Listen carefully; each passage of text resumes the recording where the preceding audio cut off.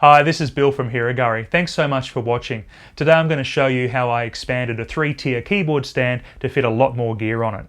Over the last couple of years I've collected a bunch of modules like the Micro X, the Micron, I've got a Mini Nova and an MS2KR, and they're great because they don't take up a whole lot of space, but unfortunately I was starting to run out of room on this keyboard stand, and in the room that I'm using for a studio here there's not a lot of space to put yet another stand. So I decided to try to maximize the use of this one by building some racks so I could fit two of these little mini modules in the same space as one full 88 key module.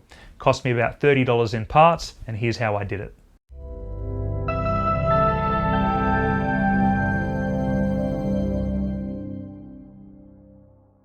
The shelves are all made really simply from two pieces of timber, each 1200mm long. I pre-sanded all the pieces, then laid a strip of moulding along the sheet of ply to mark up its position. Then I clamped the moulding into place so I could mark out and drill the screw holes.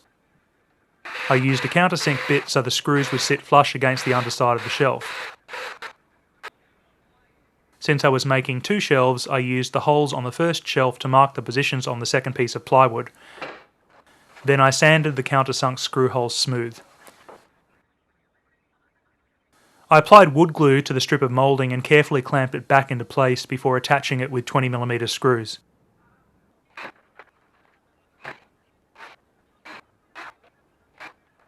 I chamfered the edges with a block plane so I don't end up catching myself in any sharp corners in the studio, and then prepared to paint.